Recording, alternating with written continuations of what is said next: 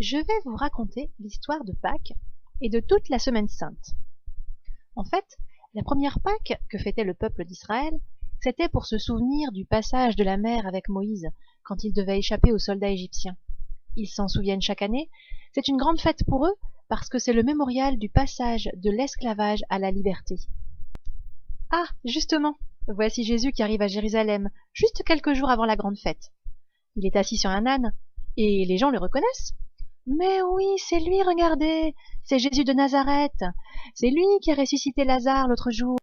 Ils sont tellement contents qu'ils mettent par terre des feuillages, des branches de palmier pour lui faire un tapis. Ils agitent des branches pour l'acclamer et l'accueillir. Hosanna, béni soit celui qui vient au nom du Seigneur. Hosanna au plus haut des cieux. Hosanna quoi? Tu entends ce qu'ils disent? Eh oui, ce sont les chefs du temple qui regardent Jésus passer.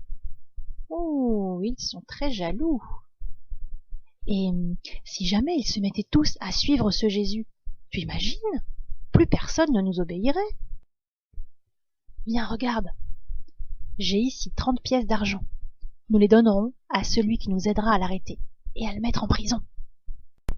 Jésus, lui, veut commencer à organiser le repas de la Pâque. Et le jeudi, il demande à Pierre et Jean d'aller en ville pour tout préparer. Ils mangeront le repas traditionnel, de l'agneau rôti, du pain sans levain et de la salade amère. Et le soir venu, ils se regroupent tous ensemble autour de Jésus pour manger le repas de la Pâque. Tout le monde est là. Pierre et son frère André, Jean et Jacques, les fils de Zébédée, Jacques, le fils d'Alphée, cousin de Jésus, et Jude, le fils de Jacques, Matthieu, le collecteur d'impôts, Philippe, Thomas, Barthélemy, Simon le Zélote, et enfin Judas Iscariote, celui qui s'occupe des sous. Mais voilà que Jésus va chercher de l'eau et une serviette pour laver les pieds de ses disciples. Pierre n'est pas du tout d'accord. « Seigneur, toi me laver les pieds? Non, tu ne me laveras pas les pieds, jamais. » Si, Jésus lave quand même les pieds de Pierre et lui dit « Pierre, pour l'instant tu ne comprends pas, mais par la suite tu comprendras. Je fais ça pour vous donner l'exemple. Puisque moi, le Seigneur, je vous lave les pieds, vous aussi, vous devrez vous laver les pieds les uns aux autres. » Et il lave donc les pieds de tous ses amis, et puis il passe à table. Pendant le repas, Jésus bénit le pain, et il dit « Prenez et mangez-en tous, ceci est mon corps livré pour vous. » Puis il prend la coupe de vin, il la bénit, et la donne à ses amis en disant « Prenez et buvez-en tous, car ceci est la coupe de mon sang, le sang de l'alliance nouvelle et éternelle, qui sera versé pour vous et pour la multitude en rémission des péchés.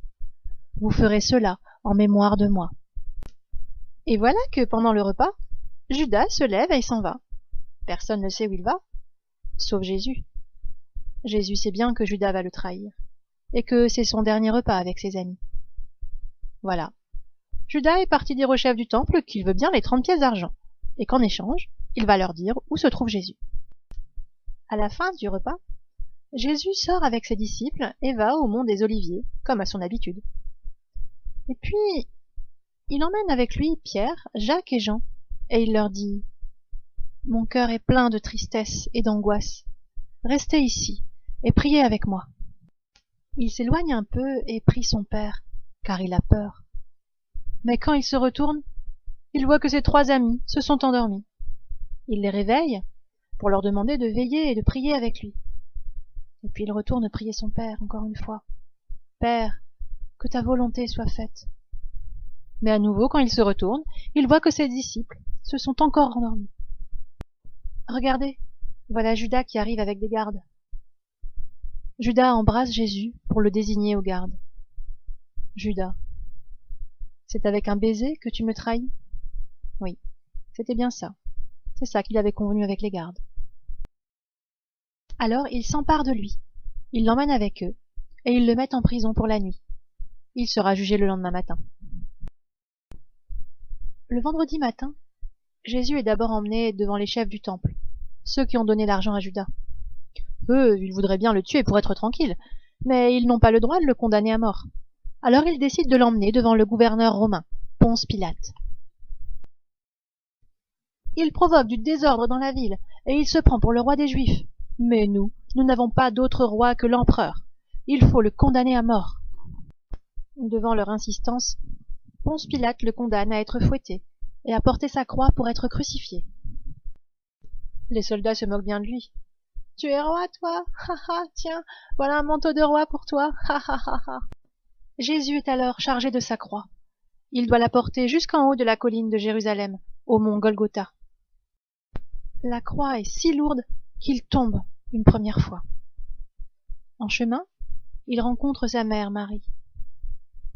Voyant Simon de Cyrène qui revient des champs, les soldats lui demandent d'aider Jésus à porter sa croix.